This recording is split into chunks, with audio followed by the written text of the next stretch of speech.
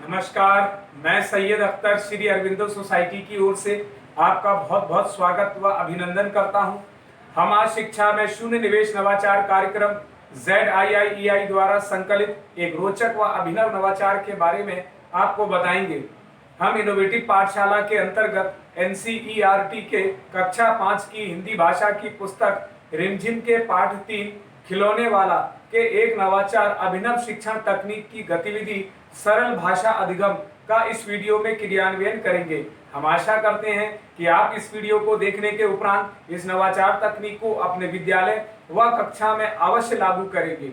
इस पाठ को ZIIEI के कई नवाचार गतिविधियों से पढ़ाया जा सकता है, परंतु आज हम इसे सरल भाषा अधिगम से समझेंगे। तो आइए पाठ का सार समझते हैं। प्रस्तुत पाठ खिलौने वाला एक कविता है जो खिलौनों पर आधारित है। इस कविता के माध्यम से विभिन्न प्रकार के पारंपरिक खिलौनों का परिचय दिया जाता है, जिससे कि भारतीय संस्कृति का पता भी चलता है। इस प्रकार नवाचार की यदि नवीनता देखी जाए तो इस नवाचार की नवीनता यह है कि इसमें सरल भाषा अधिगम का प्रयोग करते हुए इसे प्रतिदिन के वार्तालाप से जोड़कर उसमें सरलता बनाए रखते हुए भाषा के अधिगम को आसान बनाया जाता है। साथ ही नवाचार क्रियान्वयन प्रक्रिया को यदि देखा जाए तो इसके अंतर्गत पाठ में निहित संकल्पना, निर्माण व व्याख्या के प्रयोग द्वारा क्रिया, संज्ञा, शब्दावली व सृजनात्मक लेखन आदि से सरल भाषा का खेल खेलते हुए सांकेतिक प्रश्नों से पाठ की जानकारी दी जाती है। इस नवाचार की क्रियान्वयन अवधि के लिए 40 मिनट का समय निर्धारित किया गया है। साथ ही पूर्व प्रबंधन के अंतर्गत विभिन्न फेरी वालों की आवाज का ऑडियो या मोबाइल, कुछ वस्तुओं जैसे कागज की बनी हुई बत्तख, फूल, पानी का जहाज, हवाई जहाज, लट्टू, कपड़े की गुड़िया इत्यादि की व्यवस्था करनी पड़ती है। नवाचार की निर्माण प्रक्रिया के अंतर्गत इसमें छात्रों को सांकेतिक प्रश्नों के माध्यम से कविता के नाम का परिचय कराया जाता है। सबसे पहले शिक्षक विभिन्न फेरी वालों की आवाजें सुनाते हैं।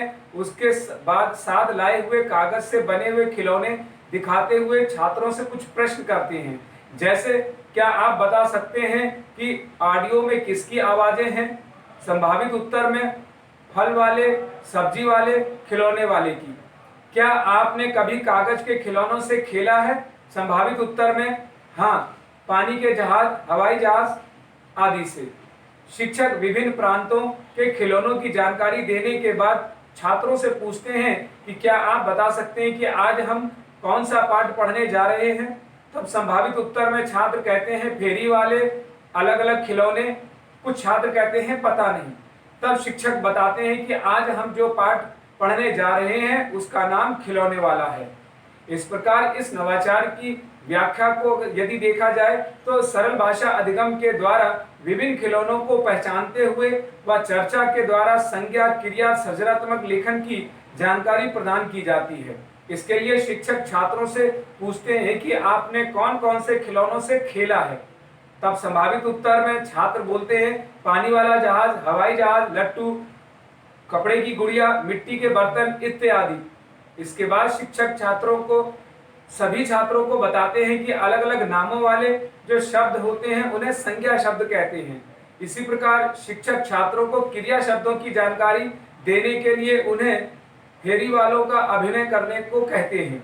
इसके लिए एक छात्र आगे आता है और वह झूले वाले का अभिनय करता है। जैसे वह बोलेगा हाथी पर बैठो, कार पर बैठो, घोड़े पर बैठो, 5 रुपए में, 10 रुपए में। इस प्रकार शिक्षक छात्रों को बताते हैं कि जो काम वाले शब्द होते हैं वह क्रिया शब्द होते हैं। इस प्रकार बारी बारी से सभी छात्रों को शिक्षक बुलाते हैं और अभिनय के माध्यम से पाठ की जानकारी को देते हैं।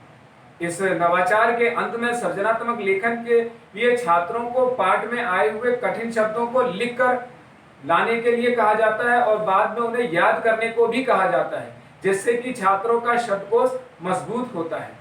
इस प्रकार निष्कर्ष रूप में यदि देखा जाए तो सरल भाषा अधिगम नवाचार गतिविधि से सीखने के अनेक प्रतिफल प्राप्त होते हैं, जैसे सुनी हुई रचनाओं की विषय वस्तु, घटनाओं, पात्रों, शीर्षक इत्यादि से बातचीत करना, प्रश्न पूछना, निजी अनुभवों को साझा करना, अपना तर्क देना व प्रतिक्रिया व्यक्त करना सीखा जाता है। साथ ही साथ वर्णमाला, अक्षर व समान ध्वनि वाले शब्दों को पहचानना, उनको पढ़ना, लिखने के साथ साथ अभिव्यक्ति की क्षमता भी विकसित करते हैं। सरल भाषा अधिगम से छात्रों में उत्सुकता का भाव पैदा होता है तथा वे विभिन्न प्रकार की कहानियों की बारीकियों को व्याकरण के माध्यम से समझते हैं।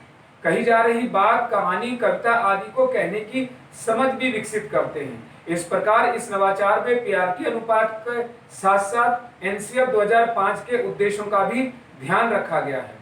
शिक्षक पाठ खिलौने वाले को एक निर्धारित माह में ही पढ़ाते हैं। इस प्रकार देखा जाए तो इस नवाचार से छात्रों में गहन सोच के साथ साथ आत्म जागरूकता, सृजनात्मकता व पारस्परिक संबंधों का विकास होता है और इस नवाचार से छात्र अभिनव शिक्षण तकनीक को समझते हैं।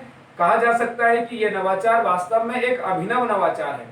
यह नवाचार आपको कैसा लगा हमें जरूर बताएं। हम ऐसे कई दिलचस्प नवाचार आपके लिए लाते रहेंगे। आपसे अनुरोध है कि आप हमारा YouTube चैनल सब्सक्राइब जरूर करें। अगर आप इस वीडियो को Facebook पर देख रहे हैं तो हमारा Facebook पेज लाइक करना बिल्कुल ना भूलें। नीचे दिए गए लिंक पर जाकर इनोवेटिव पाठशाला ऐप को भी डाउनलोड करें। इस वीडियो को देखने और लाइक करने के लिए आपका बहुत बहुत धन्यवाद।